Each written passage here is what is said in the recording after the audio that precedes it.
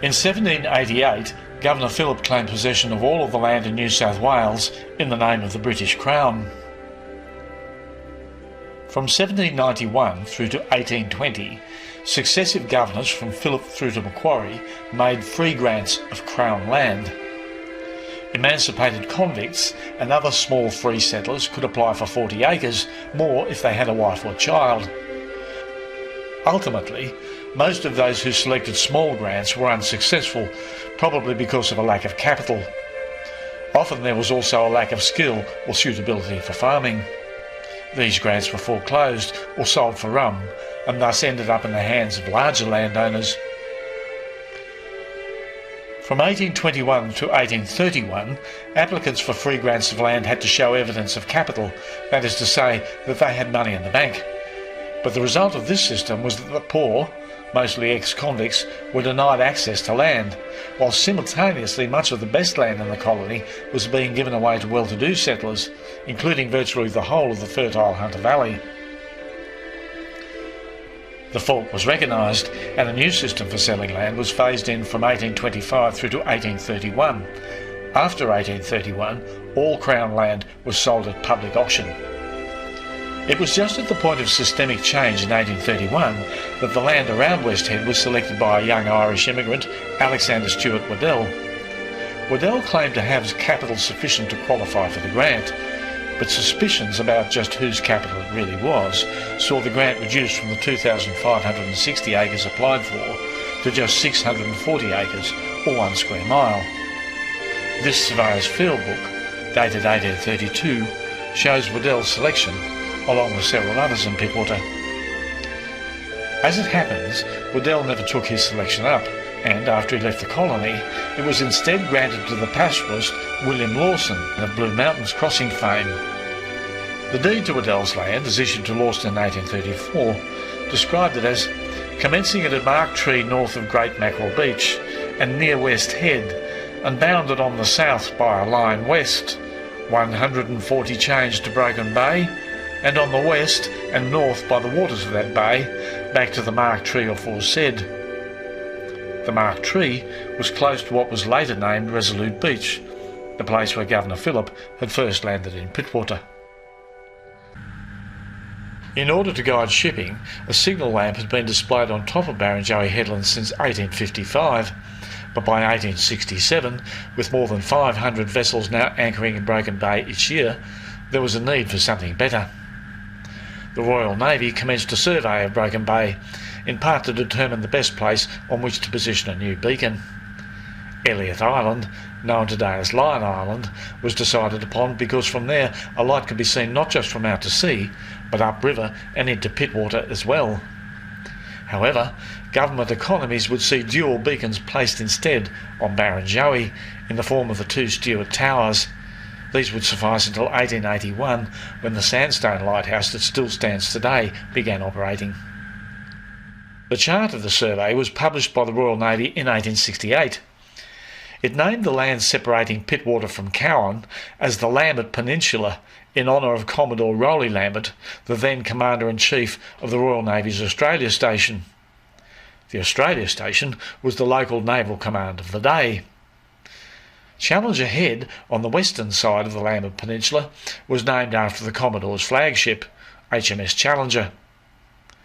The elevated land towards the peninsula's northern tip was separately labelled Commodore Heights.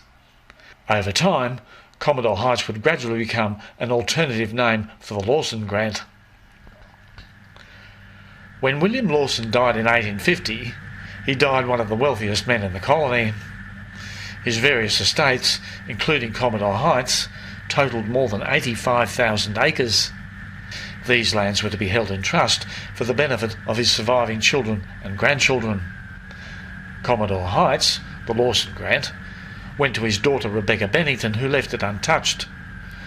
But when Lawson's grandchildren finally gained their inheritance upon Rebecca's death in 1882, they quickly began to sell off the various lands their grandfather had accumulated. But Commodore Heights, lacking road access and isolated from the sea by towering cliffs, would prove difficult to dispose of. Prior to Federation, 5 of the 6 self-governing Australian colonies operated their own colonial navies. New South Wales' first ship was the Wolverine, a Royal Navy screw corvette that was gifted to the government in 1882 for use as a training ship. This photograph shows boy recruits of the New South Wales Naval Brigade at cutlass practice. Throughout the 1880s, the British government and the various Australian colonial governments observed with a measure of anxiety French and German expansion into the Pacific. In February 1883, the Sydney Morning Herald summarised an article lifted from a German newspaper foretelling of a German annexation of New Guinea. It considered Australian neglect of the island justification sufficient for the creation of what it termed a German Java. The article caused a sensation, not just in New South Wales, but over the border in the colony of Queensland, where the shipping lanes of Torres Strait and the Beche de Mer trade were of commercial significance. In November 1884, the German flag was hoisted over New Guinea, the Bismarck Archipelago and the German Solomon Islands. A vocal and increasingly patriotic Australian public was demanding some sort of action from their governments. Throughout 1884, the siege of Khartoum and the plight of the popular General Gordon excited great concern in both Britain and Australia. News of the slaughter of the entire garrison, General Gordon included, in January 1885 saw Britain accept an offer of troops made by the New South Wales government. The departure in March of the Sudan contingent was seen as an historic occasion, the first time that paid soldiers of an Australian colony had been sent to fight overseas. There was much public fanfare, generated in part by a holiday declared to farewell the troops. It was described as the most festive occasion in the colony's history. As history would have it, the departure of the troops served no military purpose other than to further heighten public awareness of the defenceless state of the Australian colonies. The various railway systems of the rapidly developing Australian colonies became connected to each other, albeit with different gauges, during the 1880s. New South Wales to Victoria in 1883 and Victoria to South Australia in 1887. The Queensland and New South Wales systems met in 1888, but to the immediate north of Sydney the line was broken at the Hawkesbury River. Passengers and goods instead had to unload at a platform on Long Island, where they boarded a double-decker paddle wheel steamer named the General Gordon. They were then conveyed out into Broken Bay and up into Brisbane Water to Gosford, where they rejoined trains headed north. Construction of a bridge across the Hawkesbury commenced in 1886, with an American company awarded the contract. The spans were assembled on Danga Island and floated 1,500 metres across to the bridge site on barges. It would be the first bridge in Australia built to American lightweight design principles. Previous bridges had been built in wrought iron. There were notable challenges. With 7 spans of 127 metres each and a total length of 890 metres, it would be the 4th largest bridge in the world. It also had the deepest bridge footing in the world at 56 metres.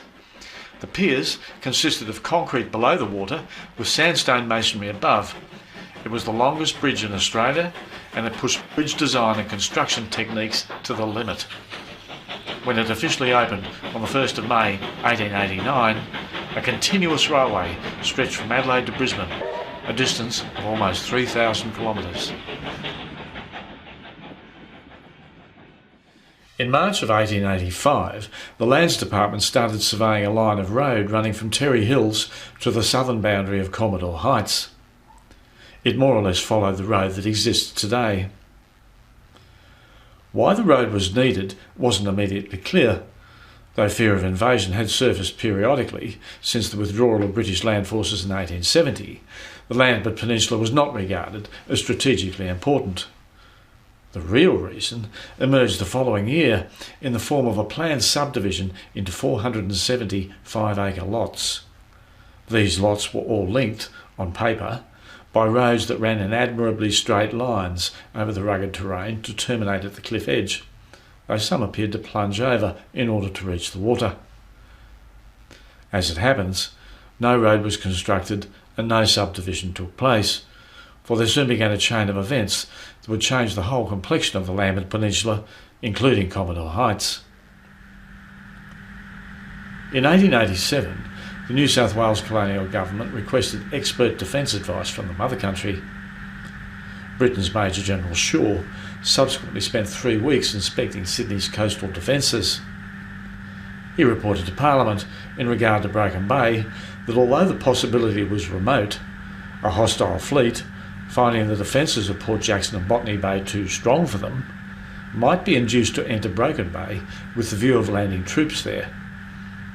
Shaw also realised that the almost completed Hawkesbury River Bridge was an important military target. Defending it would require a battery of at least 2 80-pound guns, and at time of war, an additional 2 gunboats and 2 torpedo boats would have to be stationed nearby.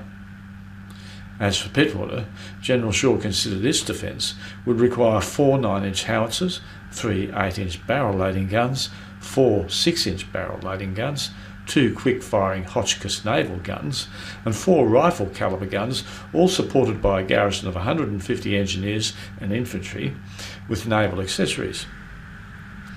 Unsurprisingly, the extraordinary cost, coupled with a more realistic assessment of the threat, saw the New South Wales Parliament shelve the proposals.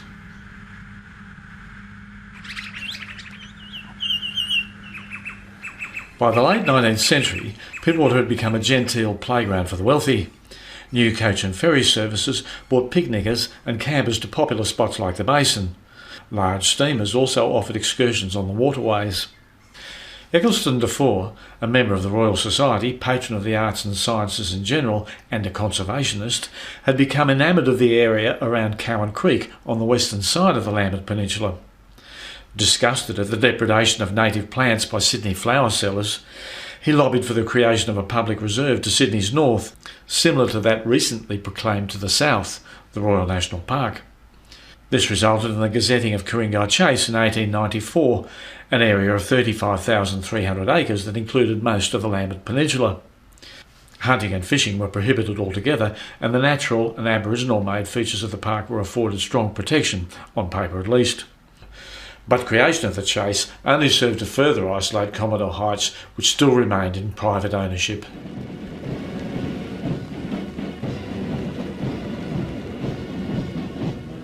Prior to Federation in 1901, units of men from all 6 Australian colonies had supported Britain in the Boer War. When Britain asked for more troops in early 1902, the Australian government obliged with a national contingent. But the Anglo-Japanese alliance of that same year saw Britain withdraw its capital ships from the Pacific, thus leaving Australia practically undefended. Then, in 1905, Japan emerged as a major power after it destroyed much of the Russian navy in the Battle of Tsushima. Australians now saw themselves a lonely, sparsely populated outpost that was, perhaps, ripe for the taking. To counter this, Prime Minister Alfred Deakin invited the so-called Great White Fleet, 16 white-painted battleships belonging to the United States, to visit Australia. The visit was enormously successful and led ultimately to the formation of the Royal Australian Navy in 1913. Upon declaration of the European War in 1914, Australia, New Zealand and Japan, for Japan was then an ally, moved quickly to seize all of Germany's possessions in the Southwest Pacific. In 1920, at the Paris Peace Conference that followed the war, Australian Prime Minister Billy Hughes sought to permanently secure possession of New Guinea from the defeated German Empire, telling the conference that, strategically, the Northern Islands encompass Australia like fortresses. They are as necessary to Australia as water to a city. Great Britain was subsequently granted a mandate over New Guinea on behalf of Australia. But the League of Nations also granted Japan a mandate, despite Australian reluctance, over the Marshall and Caroline Islands to the immediate north of New Guinea. The implication of this was that the limits of Australian and Japanese territory were now just 285 miles apart, and the inevitable result was that fear of Japan would gradually come to dominate Australian foreign policy. It wasn't until 1924 that the last surviving trustee of Lawson's estate managed to finally rid the family of Commodore Heights. It passed into the hands of would-be developers Miller and Mobbs for the sum of £1,550. Their plan was to subdivide it into waterfront sites where purchasers could erect their weekend villas. Led by surveyor Sidney Stokes, the developers then campaigned for a public road to be built to Commodore Heights. With the support of Kuringai Council, land was resumed from the Chase in 1927 and construction of a road begun. Flushed with success, Stokes, acting through Miller and Mobbs, applied to have Commodore Heights converted to Torrens title. The Riviera Cooperative Country Club was then established in 1931, the proposal being subdivision of the estate into 250 residential lots with a golf course, casino and other resort facilities. A glowing prospectus was issued, but with the country firmly in the grip of the Great Depression, there were no takers. But all that glitters is not gold, and eventually Stokes had to concede defeat. He defaulted on his mortgage and left the problem in the hands of his mortgagees. Their sole intention was now to be rid of it, and in April 1939 they finally managed to sell the land to a Sydney real estate agent who quickly on-sold it the following month.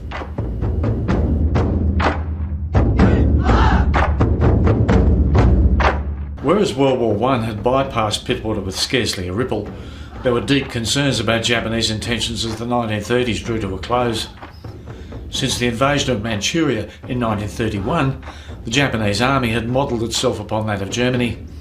Its officers, always chauvinist, were now imbued with Nazi ideas and had steadily increased the army's political power.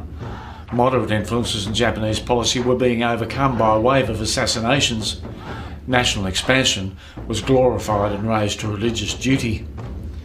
The Japanese Navy was different, for its traditions were formed on the British model, but there was a change in its attitude after 1935. Angered by limitations imposed by naval treaties and inspired by the acquisition of the mandated Pacific Islands, the Navy began to see wider horizons beckoning it on. In Australia, those more sanguine viewed the much-hyped British fortress on Singapore Island as proof against Japanese expansionism.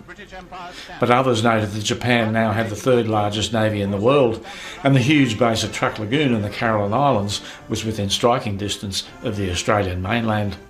Following Japan's invasion of China in 1937, the slogan "No scrap for the Jap" began to appear on wharves around the country.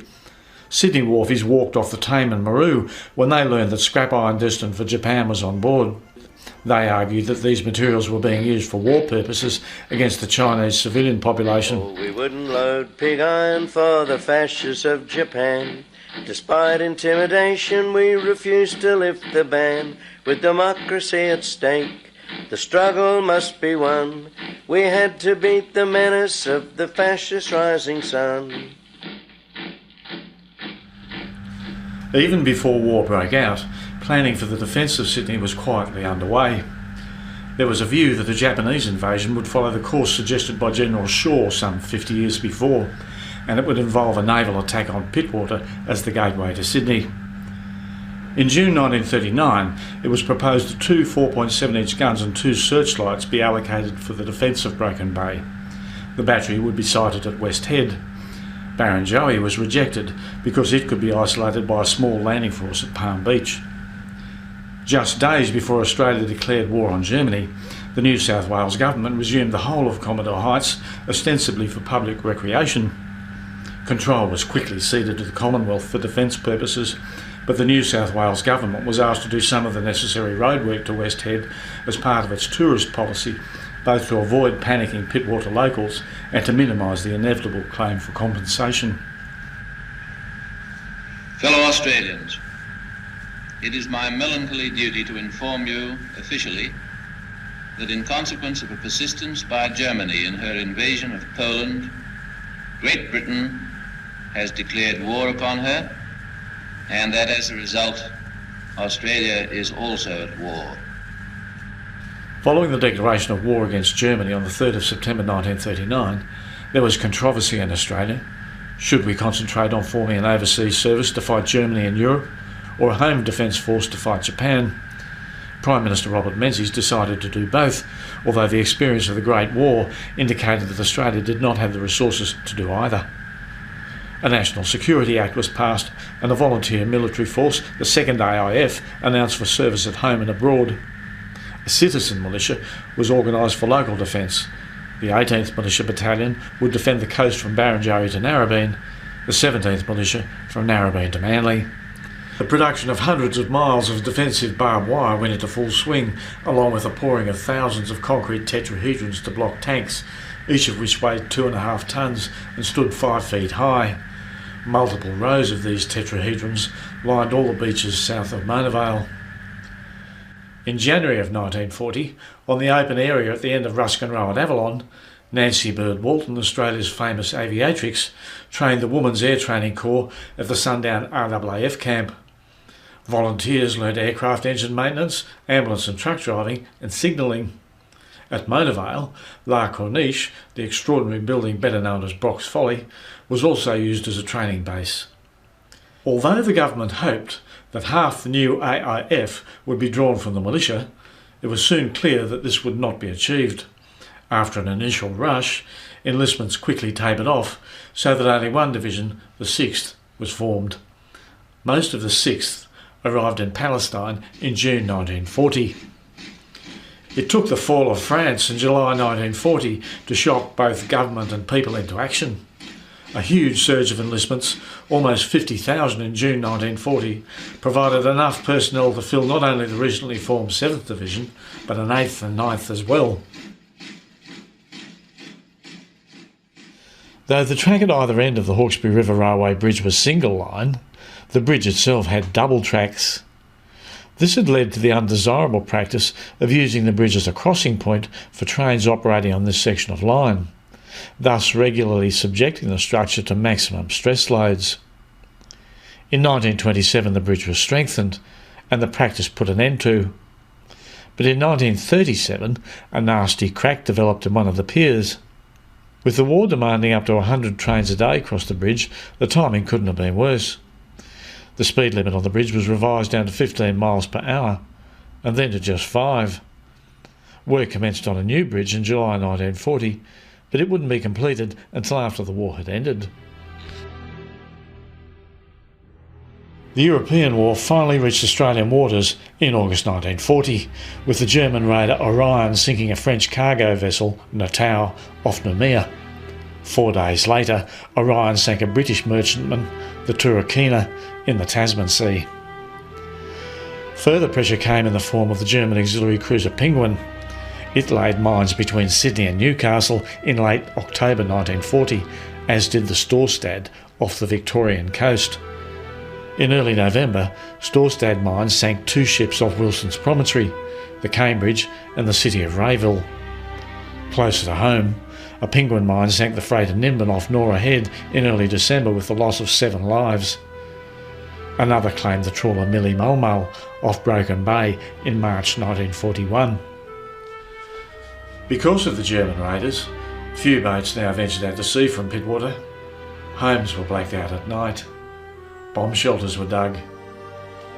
If more was needed to convince Pittwater residents that the threat was real, the sight of bulldozers carving out an anti-tank ditch from Bungan Head across to Wingy Jimmy on Pittwater should have sufficed. A line of anti-tank defences stretched from the end of Alexandra Crescent at Bayview down to Maybank Cove. From there, rows of concrete tetrahedrons marched eastwards across the mudflats to connect with the barbed wire-filled ditch. There was paranoia too, with suspected sightings of Japanese landing parties and spies reported to be signalling submarines out at sea. Posters were everywhere. They asked for savings to finance the war effort, warned that the enemy listens and that a careless word could sink a ship. They called for men and women to enlist and, for those not enlisted, to work to support the war effort. They were seen in buses and trams and most public places, and above all, they warned with unequivocal imagery of the looming threat of Japan. While the civilian population was coming to terms with wartime life, the military was rushing ahead with arrangements for the installation of the defences of the area, especially the West Fortress battery to be situated at West Head. West Fortress was given 3 tasks: to prevent landing craft entering Pittwater, to similarly prevent such craft from entering Cowan Creek, and to prevent raiding craft seeking to destroy the Hawkesbury River Bridge. For these reasons, it was sited 40 feet above sea level and 100 yards south of the most northern point of West Head. The site chosen was described as a grassed and cleared area of fairly even surface and of sufficient size to comfortably locate the 2 guns, shell stores and shelters for gun crews on duty. The problems of construction were enormous. Hundreds of tonnes of steel and concrete had to be landed at water level, sometimes in bad weather. Building materials for the engineering and sleeping quarters at the top of West Head Cliff had also to be brought in by water because the road was too poor to cope with the amount of traffic required. The engineers solved this problem by gouging a track down the cliff face to water level and building railway tracks into it. Rails also extended horizontally along the waterfront behind the gun emplacements. At the top of the railway, a powered winch hauled supplies up the 50-degree inclined track to the top. Later, it would be pointed out that they had constructed a perfect ranging and sighting mark for hostile naval guns out to sea. By January 1941, the engineering works were completed. The 93 personnel required to establish the battery were kitted out on the 15th of January 1941. The interesting thing about the commemoration of the Second World War is that you have to remember that the war in England, in Europe, things like the Battle of Britain were celebrated very openly in the press because they needed to maintain their self-esteem, which was fundamentally important to Britain because they really were under the threat of life and death. In Australia it was completely different. Everything that they didn't want secrets to get out, and they didn't want to scare the population, and so everything was completely hush-hush, super secret, and therefore after the war, when everything was dismantled, away went the memories, and so we have very little memory of what actually happened during the war. Let's go back a little bit to 1940.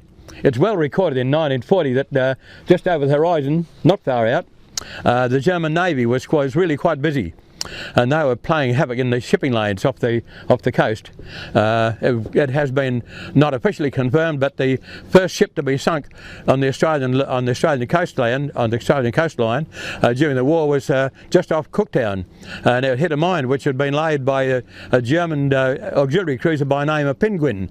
Penguin was operating out there, and it had a whole lot of support in a whole lot of merchant vessels, armed merchant ships that were there to give it support and raid the various ships that were going up and down the coast. It was only January of 1940, only about 4 months after war was declared, and the enemy ships were right here, right outside the back door, which indicated that the likelihood of other ships coming was fairly pronounced. And in amongst those other ships that could come were vessels that could be arriving, would be troop ships, for instance. They could come into the bay with specialised troops who would be amphibious troops, if you like. They would be quite at home in boarding landing craft, which would make their way around under the base of Barrenjoey, and come inside, and on the western shore of Pittwater there's a whole lot of little bays and beaches and things down there which would be absolutely ideal for a landing. And so that's the sort of thing that occurred to them. The place needed to be protected, and of course the question was then how to go about doing that. It could have occurred in a number of ways. It could be done by ship or whatever, but because of the proximity of this headland to both Lion Island and also to Barrenjoey, the shape of the head itself was absolutely ideal, because it meant that the gunnery emplacement now can see the whole sweep, Hawkesbury River, right across the bay, over here and into Pittwater. It's an ideal place to put an artillery battery. So that decision was made to install then two 4.7-inch guns on this particular site for the purpose of defending the whole of this area. In the meantime, life was going on outside in civilian life, and there were a whole lot of young fellas at that stage were about 16 and 17. They'd heard the news all the time. The war was just outside there, and if they'd been to a picture theatre on, say, on a Saturday night, they'd see a newsreel, and what do they see on the newsreel? All these young fellas about their own age going up the gangplank, getting on board a troop ship, waving their hats like mad with rifles slung over one shoulder and the kit bags on their back, thinking, this is a great adventure, let's go. We fell for the trap because we volunteered. We were taken immediately to the quartermaster store, and we were issued with all the kit that was required to make us a soldier. And when we arrived, the sight that we saw was just breathtaking. The cutting down through the cliff face. The first thought that occurred to us, of course, was how on earth did anybody ever manage to do that? Because right through it, there was a great scar down the cliff face from top to bottom, and had been graded at 50 degrees angle, which is steep. But it went all the way down to the water's edge. And we looked at that and thought, wow. And then the realisation came when we got a little bit closer to that. When we saw the cutting, then we saw inside the cutting were 2 railway lines. The basis of this is basically a 2-to-1 distance ratio with a 2-to-1 weight ratio. And as you can see, this has got to go twice the distance down to the bottom, as this uses a pulley system.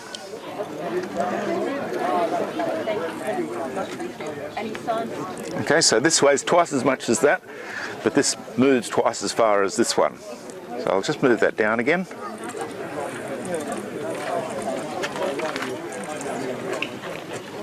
So when this is coming up, this will be lighter, and we have a brake shoes on either side of the pulley to slow it down. And on the other way down, this will be heavier, so it naturally travels down with the brakes applied here to slow it down. Well, that was fine. We began to understand that all right. And he said, well, that's all right, we've done that. Now we've done that, let's go down the cliff face and see what's happened at the bottom. And that was an experience, getting down the cliff face. My goodness me. Something we never even thought of before. But anyway, after a bit of a scramble, we did get down the bottom. And once again, we were astounded by the amount of work that the Fortress engineers had done, because when we arrived there were gun emplacements, there were the battery observation post there, the picket hut was there, horizontal railway line was there. There's all amount of work that had been done by the Fortress engineers. It was absolutely incredible. It really was. But that was the infrastructure that we had to be ready for us to arrive. And then Major Garling said, let's go and have a look up the cliff face from the bottom, so you get an idea of just exactly what's in front of you. So off we went, toddled along, and got to the bottom of the cliff face down there and looked up, and wow, if ever we had any doubt that this was going to be difficult, that dispelled that doubt right away. It was obvious that it was going to be 2 things. It was going to be heavy and it was going to be hard, and not only that, it was also going to be dangerous. If you think of the guns that are down at Manly and along towards right through to Botany Bay, they're all mounted at the top of the hill, at the highest points that they could possibly put the guns in. The higher you put a coastal gun in, the further range you can get out of it. And so when they decided to fortify this site, you then have to look at what was their task. And their task was to prevent raiding parties using Broken Bay as a point of entry, mainly to protect the Hawkesbury River Bridge, and that was the only bridge that was operational at that time. It was a railway bridge, and all the traffic, all the defence traffic, up to about 100 trains a day, were travelling across that bridge on their way between Melbourne and Brisbane. If we'd lost the bridge, if a party had got there and blown the bridge, that would have disrupted the war effort, and everything would have had to run through Bathurst. And much longer track, a far less developed railway track at that time. The third task was to stop small parties coming into Pittwater and up Cowan Creek, Acuna Bay in that area, getting up over the plateau and playing merry havoc at the back of North Sydney.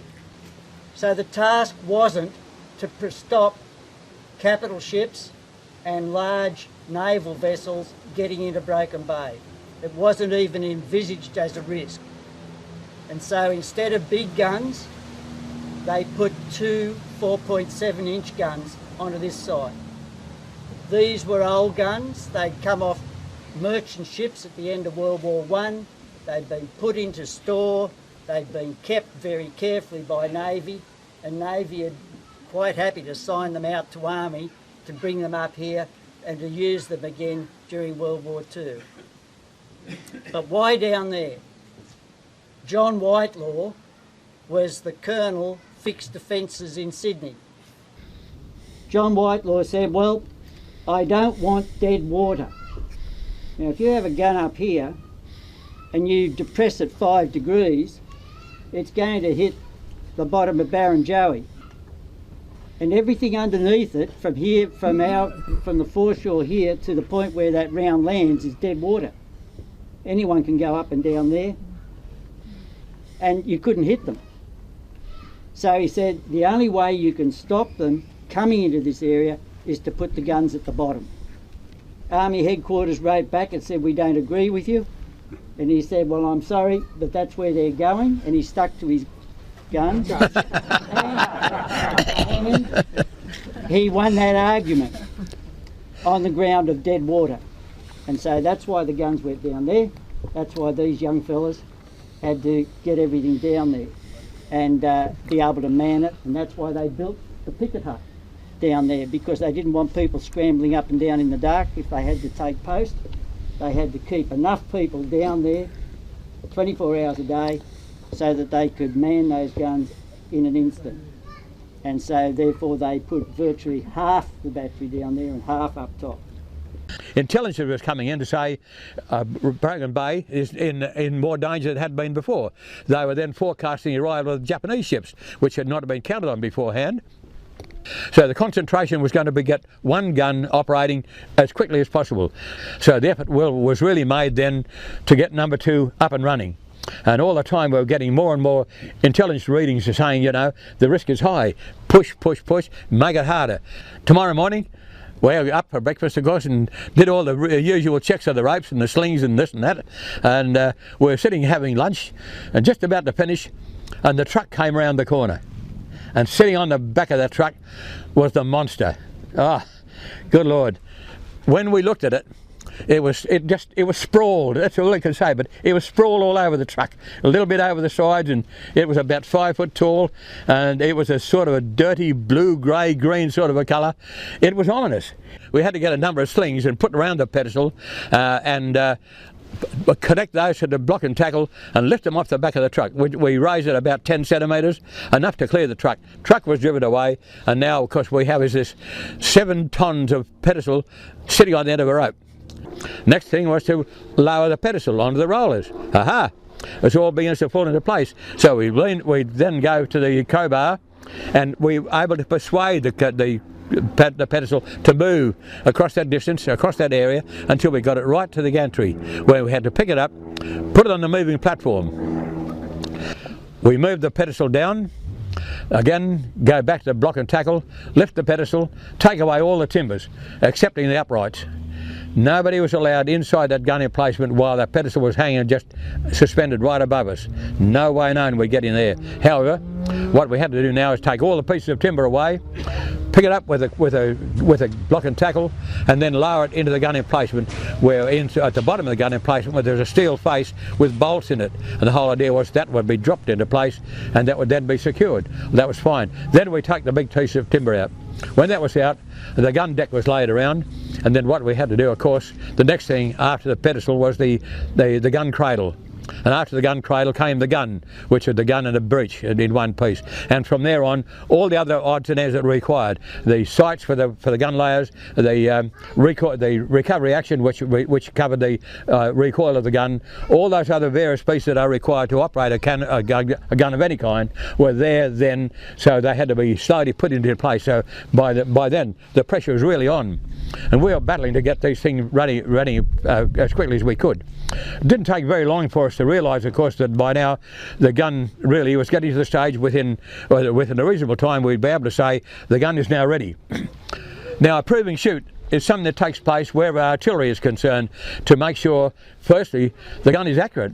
There's no point in having a gun that you just fire it somewhere and hope that it's going to get anywhere near the target. You have to have some sort of guarantee. To make sure that the gun has been assembled correctly, because every little movement, every piece you put together, every moving piece you put together, if it is not true, then the end result will be the effect that the shell will not drop exactly where you want it. It's impossible. The gun will be distorted all the time. So firstly, make sure all these things are accurate. It was a great idea every morning for the gun layer to get on the gun and follow the ferry around. And we often used to wonder, what on earth did the skipper or the passengers ever think of to see the 4.7-inch gun following the ferry wherever it went? We often wondered what they thought about that. But anyway, time came. Time came for the shoot.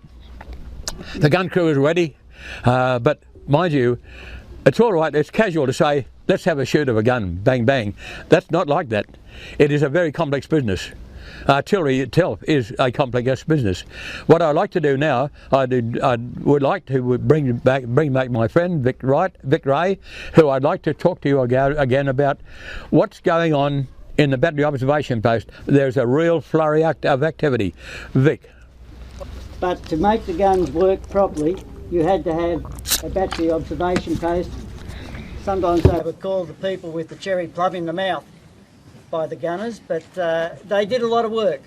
There were signallers, there were officers, there were assistants, there were plotters, and there were searchlight operators. This is an unusual observation post. It's a two-level one. So you've got a top level, which the searchlights, which were engineers originally until about 1943, and then they transferred to gunners. But in that original time, the searchlight commanders had the top floor, and they had voice communication to the second level. In the second level, you have an officer who works a depression rangefinder. Now, a depression rangefinder is a telescope with a bearing ring at the bottom and the ability to track a target. So in this position, you could move it right across the face of the water, and you could aim it down and read off the angle of depression from the battery observation post to the target. Go back to your trigonometry. If you put a line straight down to sea level and a line straight out at sea level, you've got a right angle triangle. So therefore the hypotenuse has got to be your range, and that's what's calculated off by the operators who calculate the range. So you've got bearing, you've got range, you've got a battery commander who stands next to him. He's waiting for all the orders to come together. And then on the other side of the battery commander, you have an inclination officer. And it's not because he's inclined to be there or anything like that, but his task is to work out the speed and the angle that the ship is approaching. So that information is calculated out and then goes by the telephone to the loudspeakers in the back of the gun position.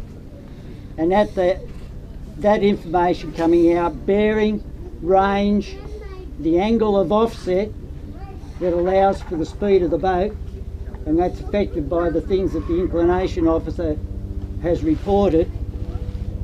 You put all those things together, you then are actually, the gun is pointing in front of the ship, so that by the time it fires, the ship and the round come together.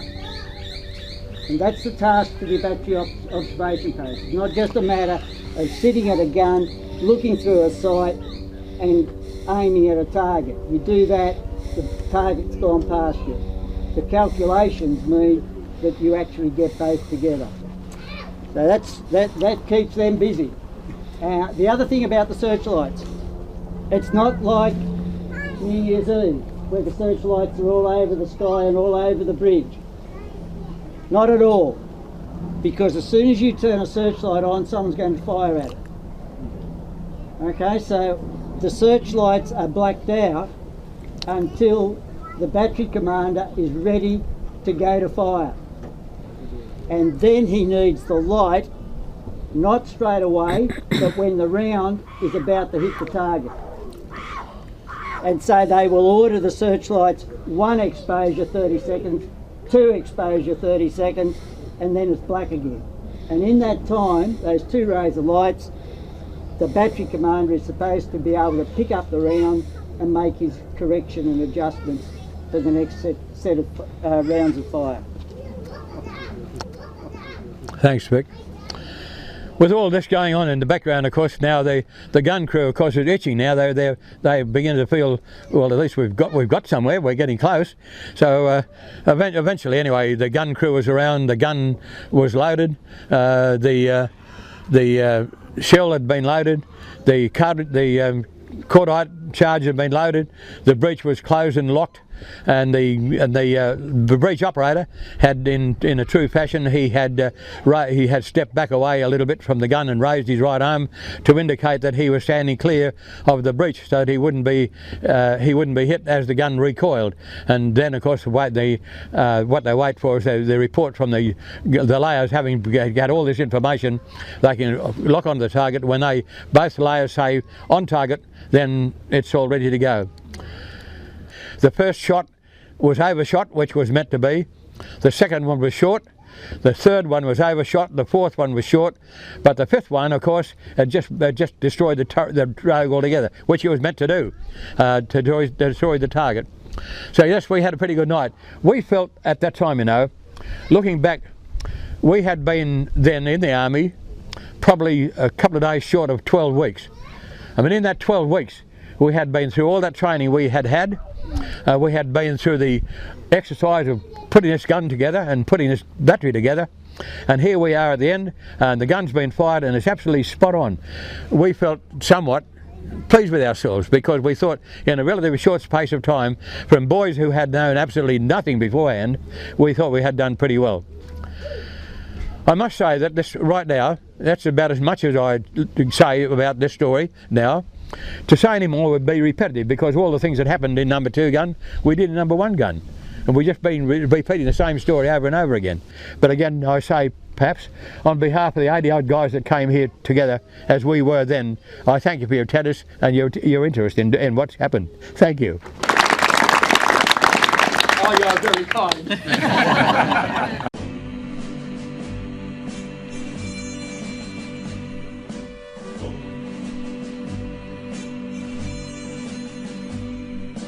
Underneath the lantern by the barrack gate, darling, I remember the way you used to wait. 'Twas there that you whispered tenderly that you loved me, you'd always be my lily of the lamplight, my own Lily Marley. Time would come for roll call, time for us to part. Darling, I'd caress you and press you to my heart. And there, 'neath that far-off lantern light, I'd hold you tight, we'd kiss goodnight, my lily of the lamplight, my own Lily Marley. Orders came for sailing somewhere over there, all confined to barracks was more than I could bear. I knew you were waiting in the street, I heard your feet but could not meet, my lily of the lamplight, my own Lily Marley. Resting in a billet just behind the line, even though we're parted, your lips are close to mine. You wait where that lantern softly gleams, your sweet face seems to haunt my dreams, my lily of the lamplight, my own Lily Marley. My lily of the lamplight, my own Lily Marley.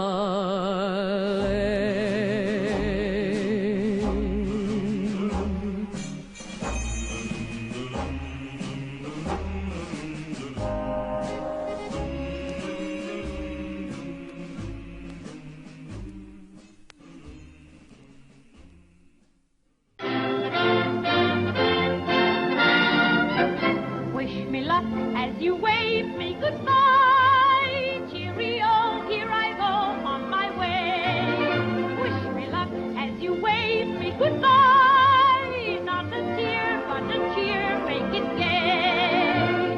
Give me a smile I can keep all the while in my heart while I'm away. Till we meet once again, you and I.